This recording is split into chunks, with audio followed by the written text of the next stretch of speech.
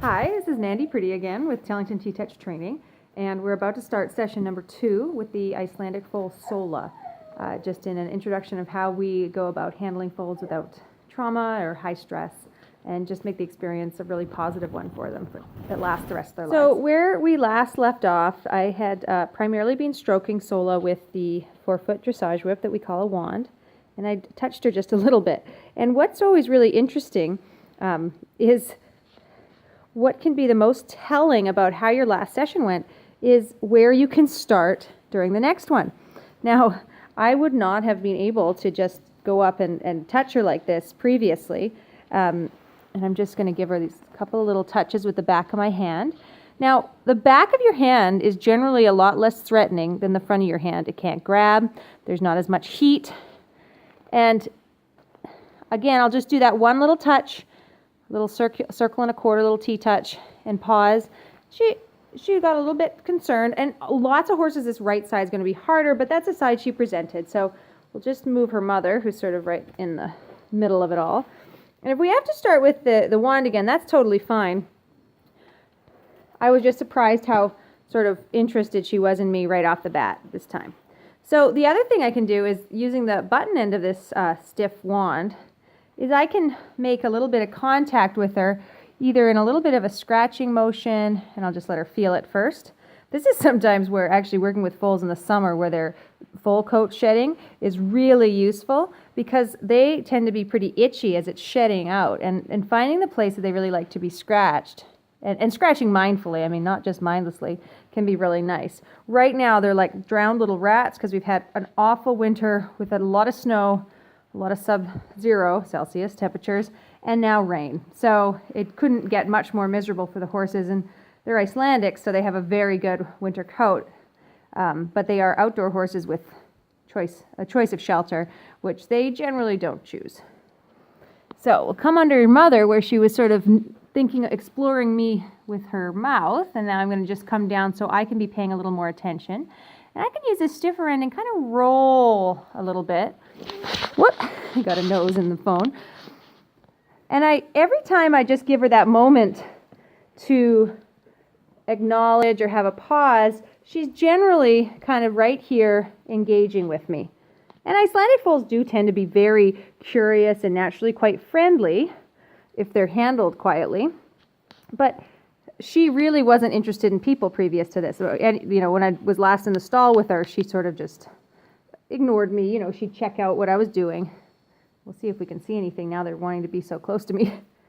But I just do a few strokes, and I stop. Oh, and that was snow falling off the roof. Isn't that a nasty surprise? If you don't live in a winter climate, you might not understand how awful and surprising snow off a tin roof is. Hi, girlie. Yes, that was very shocking, wasn't it?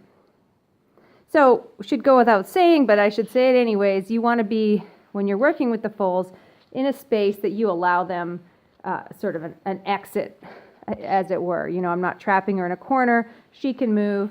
And that, again, goes along with this whole sense of me staying in a position that I feel safe, because when I feel safe, I'll be less reactive and not just sort of instinctively move or flail a limb. Good. Because feeling safe goes a long way for all beings. One of our main tenets in the Tellington TTouch method is this idea of physical, mental, and emotional balance. So horses that are more in self-carriage, that have better physical balance, they will tend to be more self-confident, so a little bit more mental balance. And that's partially because they feel safer. They feel that they can move in space. They don't have to do a huge amount of reorganizing to change direction. They're more comfortable in their own skin. Once horses that have more self-confidence, they tend to have more self-control, so they have a bit more of an emotional balance. And when animals have better self-control, they can make better choices. So we can help sort of override this instinct of simply reacting and have them actually consider a situation and act. Good girl. So we'll see whether I can do this next step solo while I'm, touching her and holding the camera, because this is all quite special, isn't it? So what I'm going to see what we can do one-handed is use this body rope. Now I'll use her mother as a model, maybe. And so the body rope is this yacht rope that's being spliced back with a light clip, and it has a ring attached to it that can be moved depending on the size of the animal you're using. So it's a really, you can see how dirty I am. It's a really handy way to create a figure eight around the horse, foal in this instant, that you don't have to sort of fumble around with knots, and I can just simply, quietly slip it on her and then move. I'm going to let her sniff this and see it. And she's, naturally fairly curious. Her mother's eating it. They're hopeful it's edible, but it's really not. Okay, so I had to get a little reorganized one-handed. So I have now wound the body rope around the wand. So I'm able to actually touch the filly with the rope, yet kind of keep my sort of physical distance from her. So I'm just going to come visit. Hi, guys. And I can actually reach over and stroke and just let her feel that rope touching her. Just like using these sort of whip-like objects with the horses when in their first experiences, quietly using ropes is a really good learning tool because it means they're not going to be scared of ropes, as long as obviously you use them in a really quiet, mindful way. We're not into lassoing or any sort of really exciting use of ropes. And I, use the word exciting sort of tongue-in-cheek because it wouldn't be my preference of how to deal with it. Hi, sweetheart. So what I've actually done here is draped the wand and the body rope over her neck. Now this may be where it is absolutely impossible to do this without two hands. So I'm actually going to slide. She's kind of looking at me. I'm going to slide this wand out. And you see here I have the line underneath. So I can actually reach under and grab the line without getting so close to her. So before I actually attach it, I'm just going to pick up my line so it's not dragging. And be able to move with this sort of around the base of her neck. Now, I'm just going to go more at the base. Now, foals are small. So what lots of people do is sort of just wrestle a halter onto them. And of course, people get away with it because they can sort of manhandle them. But if you've ever seen a foal being haltered and then attached to a rope, they're a bit like a fish at the end of the line. You're really putting a lot of pressure on their pole. They don't understand what you're asking. And like lots of people, we do teach horses or foals to halter and lead using this sort of figure eight. So I just ask a little steady, and I'm going to mostly go with her because she doesn't understand this idea yet. She hasn't had someone else telling her where to move or how much to move before. So I'm not really demanding that, you're going to do exactly what I want, but I'm just trying to help direct her gently where I'd like her to go. Good girl. And she's sort of hiding behind her mom, so I want to give her a little bit of space. And using lots of deep breaths, audible exhales, can help yourself breathe and just sort of ground everything and calm it down. As I'm chattering away here, giving you a commentary, I do forget to breathe. So I'm going to just let her move a little. So I'm actually a bit of a distance from her. I don't have to be right at her. And like I'd mentioned with the use of the wands, the physical proximity is often what makes sort of these unhandled horses the most nervous. So I can just be here and just ask with a little steady and move around with her. So again, I want to keep myself in a spot. I'm just going to stay along her wither. If she wants to stop and look at what is going on, that's totally fine. Hi. But you don't sort of get the same flailing reaction when you have a little pressure around the base of the neck as you would if I just stuck a halter on her and tried to teach her to yield to pressure from the head. And you'll notice that I give a little signal and I melt it with the rope. I'm not into just holding till she gives. That is a very learned response by reflex. Horses give to the release, not to pressure. So I just want to show her what I want. I'm not thinking about using negative reinforcement. If this wasn't working or if she was getting, more upset or it was escalating, I would back off and go back a few steps. Everything that we do in this method can be chunked down into smaller pieces because every animal is different. And I think one of the most important things to know, and I think it's misunderstood about the whole TTouch philosophy, is actually the attitude and the philosophy is the most important part. Yes, we have lots of specific techniques and ways of doing things, but keeping some of this attitude in mind, the philosophy of helping horses become more habituated to a good posture, helping proprioception and awareness, while you're thinking about showing the horse what you want rather than, say, making the right thing easy and the wrong thing hard. I'm not interested in escalating pressure at all with the horses. I want to show them what I'd like. Good girl. Yes. So she's, I've mostly just been standing with her, and as she moves and I want her to kind of stay, I just give that little bit of an up and back signal and I melt. And I might have to repeat once in a while, but it's not about holding her in place. It's just saying, could you just steady and shift your weight up and back just a moment and just stay with me? I'm still more than an arm's length away from her, so I'm not right up bothering her. Now I might, at this point, just take a little step towards her, use the back of my hand, a little stroke, and then back off. Good girl. And I really like that she is acknowledging me and kind of engaging with me. You'll get some horses that use a freeze coping mechanism, and so they might seem fine, but they're actually holding their breath, maybe going to their happy place, and you may think, oh, well, this is easy, and you just go ahead and go along on your merry way, and all of a sudden the horse explodes, and you say, well, that came out of nowhere. Well, actually, the horse was giving you a lot of signals. They were just really stoic, and we are looking to listen to their whispers rather than make them scream at us. Because sometimes, for as smart as us humans can be, we can be pretty dense. You're a very good girl.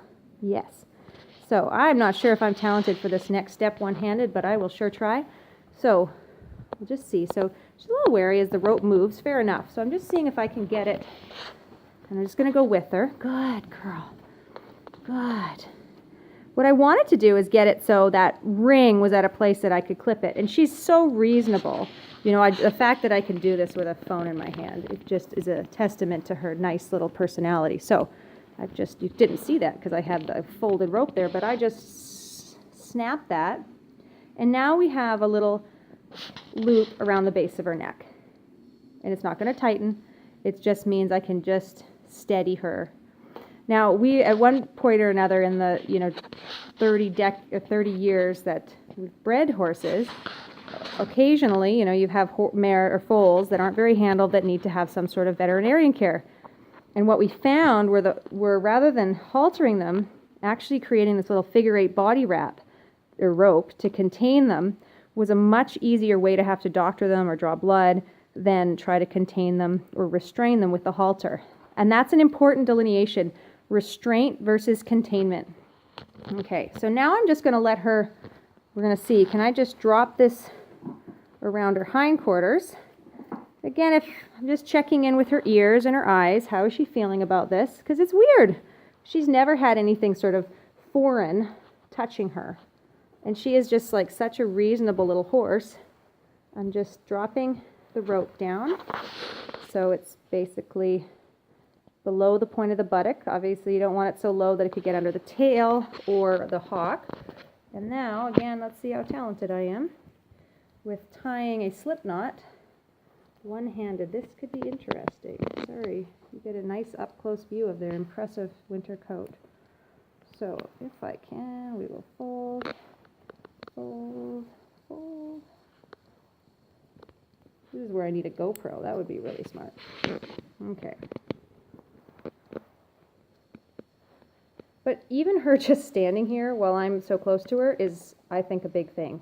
Horses, we kind of expect them to go from preschool to university really quickly and not necessarily give them, just that chance to know what we're all about and know that we're not just demanding. Sometimes it's okay, just let them be. So I've got this little quick release knot, not my most elegant knot, I have to say, but it could be loosened a hair. We'll see how it is. Because what I don't want to have it is so tight that she feels really like she's being held together. So I'm going to let her wear it. And it's really great that she's on her own moving around because I want her to feel it. With older horses, we'll use this body rope to help give them a sense of body awareness, proprioception, and really know where they are in space. So I'm going to give her a chance just to nurse and kind of calm herself down because while it seemed like we didn't do very much, just her wearing this is kind of a big deal for her. So I'm just giving her that moment, and I'll let her kind of check in with mom, do this little bit of a coping response, and just give her a little space. Horses, we recognize the 5 F's with how horses often cope, and it's fight, flight, freeze, fool around, and faint. Nursing might go under sort of that fool around, but on an older horse, you'd see the horse that paws or grabs at the lead rope or is just sort of that goofball. And all of these responses are just ways that different horses cope with stress and display that. Okay, so I gave her a little chance to nurse.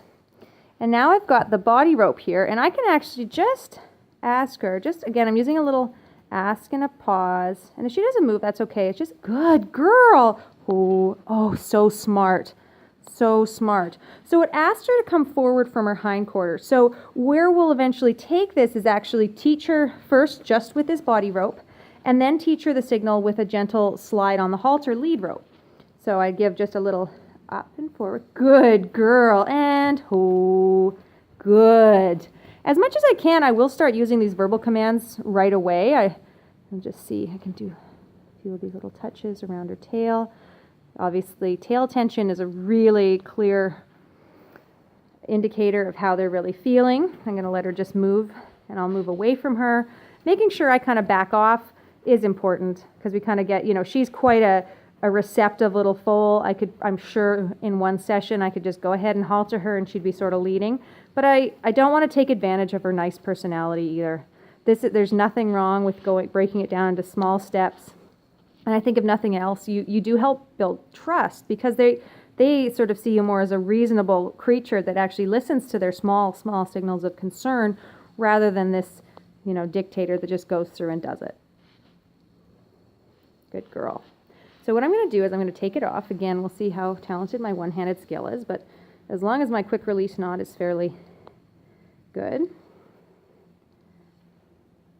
And I can also then simply undo this handy-dandy ring. A lot of this was developed by our camel lid practitioner instructor, Marty McGee, because llamas and alpacas traditionally were not haltered in a very gentle way. But all these little things, so now, see, she just walked right out of it. It was no big deal.